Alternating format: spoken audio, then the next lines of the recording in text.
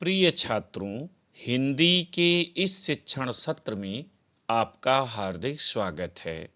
आज हम गद्य खंड के अंतर्गत निष्ठा मूर्ति कस्तूरबा पाठ के छठे एवं अंतिम भाग का अध्ययन करेंगे। प्रस्तुत अंश में लेखक काका कालेलकर जी ने कस्तूरबा जी के पारिवारिक सद्गुणों का सुंदर चित्र प्रस्तुत किया है। गद्यांश देखें। आज के ज़माने में स्त्री जीवन संबंध के हमारे आदर्श हमने काफ़ी बदल लिए हैं। आज कोई स्त्री अगर कस्तूरबा की तरह अशिक्षित रहे और किसी तरह महत्वाकांक्षा का उदय उसमें न दिखाई दे तो हम उसका जीवन यशस्वी या कृतार्थ नहीं कहेंगे। कठिन शब्दों का अर्थ और व्याख्या एक साथ देखते चलें। आज के ज़माने में, आज के समय में काफ़ी माने पर्याप्त मात्रा में बदल लिए हैं, माने परिवर्तित कर लिए हैं। अशिक्षित, निरक्षर, यशस्वी, यशपूर्ण, कृतार्थ, धन्य। व्याख्या देखें। लेखक काका कालेलकर जी कहते हैं कि आज के समय में स्त्री और पुरुष दोनों के जीवन के संबंध काफ़ी परिवर्तित हो गए हैं। प्राचीन काल में स्त्रियों के लिए जो आदर्श निर्धारित किए गए थे, आज उनमें काफ़ी परिवर्तन आ गया है। यदि आज कोई स्त्री कस्तूरबा की तरह अशिक्षित रहे और उसे कस्तूरबा की तरह आश्रम के तमाम जिम्मेदारियों को उठाना पड़े और उसमें कोई महत्वाकांक्षा न दिखाई दे, वह वहाँ शासन करने की इच्छा उसके मन में न आए, तो उसके जीवन को यशपूर्ण या धन्य नहीं कहा जा सकता। अर्थात आज उसे ही श्रेष्ठ माना जाता है जो संबंधित क्षेत्र में अग्रणी हो। ऐसी हालत में स्थित जब कस्तूरबा की मृत्यु हुई, पूरे देश ने स्वयं स्फूर्ति से उनका स्मारक बनाने का तय किया। स्फूर्ति माने उत्साह से। स्मारक स्मरण हेतु बनाई गई रचना। तय माने निश्चय। जब कस्तूरबा जी गोलोकवासी हो गईं, पंचतत्व में विलीन हो गई, तो उनके चाहने वालों ने उनकी याद में एक स्मारक बनाने का निर्णय लिया और सहज इकट्ठी न हो पाए, सहज माने साधारण रूप से इकट्ठी न हो पाए, इतनी बड़ी निधि इकट्ठी कर दिखाई। निधि माने खजाना, धन। और साधारण रूप से जिस धन को इकट्ठा करना असंभव है, उतनी बड़ी राशि को लोगों ने इकट्ठा कर लिया। इससे यह सिद्ध होता है कि हमारा प्राचीन तेजस्वी आदर्श अब देशमान्य है। हमारी संस्कृति की जड़ें आज भी काफ़ी मजबूत हैं। लेखक कहता है इससे सिद्ध होता है कि हमारा जो प्राचीन तेज था, आदर्श था, वह आज भी उतना ही महत्वपूर्ण है, समाज में स्वीकृत है और हमारी संस्कृति की जड़ें बहुत गहराई में हैं।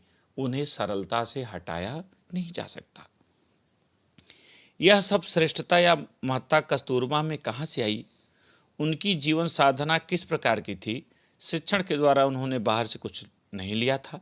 सचमुच उनमें तो आर्य आदर्श को शोभा देने वाले कौटुंबिक सद्गुण ही थे। जीवन साधना, जीवन की साधना, कौटुंबिक पारिवारिक सद्गुण, श्रेष्ठ गुण। लेखक कहता है कि कस्तूरबा जी ने बाहर से कुछ ग्रहण नहीं किया। उन्होंने जो कुछ सीखा समझा, वह अपने व्यवहार से समझा, अपने संस्कार से समझा। तो उनमें यह श्रेष्ठता आई कहाँ से? इतने महत्वपूर्ण गुण उनमें कहाँ से आए? लेखक स्वयं उत्तर देता है कि निश्चय ही उनके जीवन की साधना ऐसी थी कि उन्होंने यह सब कुछ कर दिखाया। क्योंकि शिक्षा के द्वारा उन्हें बाहर से कुछ मिला नहीं, स्कूली शिक्षा उनकी न के बराबर थी, किंतु उनमें पारिवारिक सद्गुण इतने श्रेष्ठ थे, सचमुच के थे, कि उनके बल पर उन्होंने असाधारण काम करके दिखाया। असाधारण मौका मिलते ही, मौका माने अवसर, और उतनी ही असाधारण कसौटी आ पड़ते उन्होंने स्वभाव सिद्ध कौटुंबिक सद्गुण व्यापक की, व्यापक माने विस्तृत, और उनके जोरों पर हर समय जीवन सिद्धि हासिल की।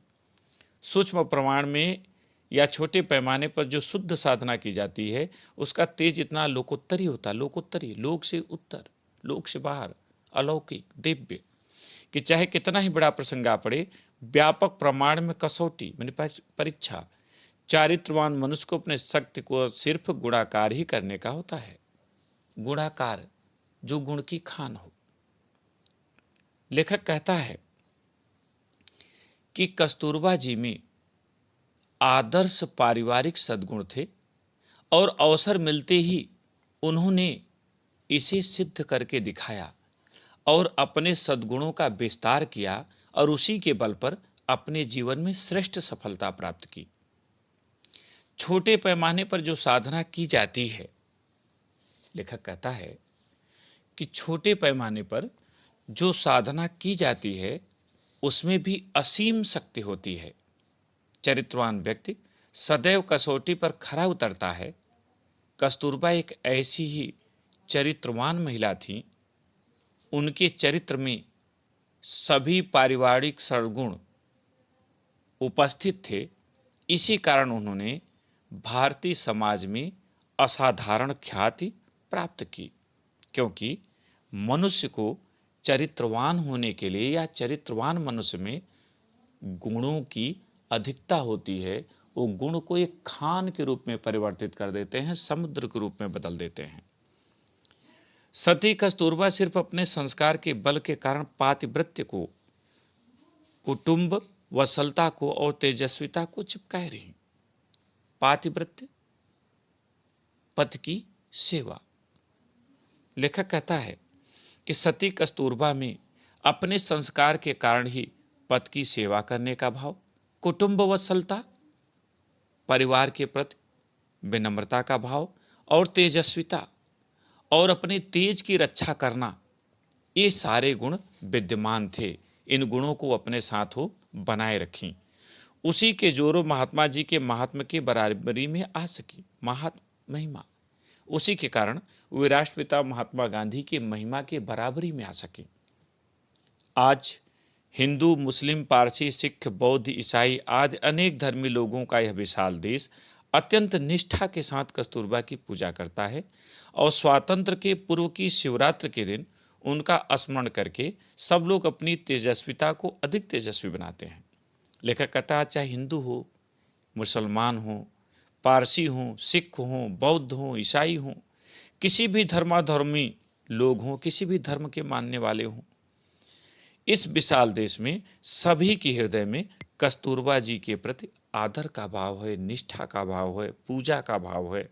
और स्वतंत्रता दिवस के पूर्व पड़ने वाले शिवरात्रि के दिन उनका स्मरण करके लोग अपने तेज को और तेजस्वी बनाते हैं, अपने भाव को और उन्नत बनाते हैं। इस पर आधारित प्रश्नोत्तर देखें। पहला, उपर्युक्त गद्यांश का संदर्भ लिखिए, इसे आप प्रथम भाग की भांति लिखें। दूसरा प्रश्न, रेखांकित अंश की व्याख्या कीजिए और यहाँ रेखांकित अंश है, स्वभाव सिद्ध कौटुंबिक सद्गुण व्यापक किए और उनके जोरों पर हर समय जीवन सिद्धि हासिल की। सूक्ष्म प्रमाण में या छोटे पैमाने पर जो शुद्ध साधना की जाती है उसका तेज इतना लोकोत्तरी होता है। उत्तर, लेखक काका कालेकर जी कहते हैं कि कस्तूरबा जी ने आवश्यकता पड़ते ही, अवसर आते ही अपने स्वभाव सिद्ध पारिवारिक सद्गुणों का विस्तार करती हैं और उसी के बल पर जीवन में हर प्रकार की सफलता प्राप्त करती हैं, क्योंकि छोटे पैमाने पर जो साधना की जाती है वह व्यर्थ नहीं जाती, अपितु उसमें भी असीम शक्ति होती है। तीसरा प्रश्न, चारित्रवान मनुष्य को अपनी शक्ति का क्या करना चाहिए?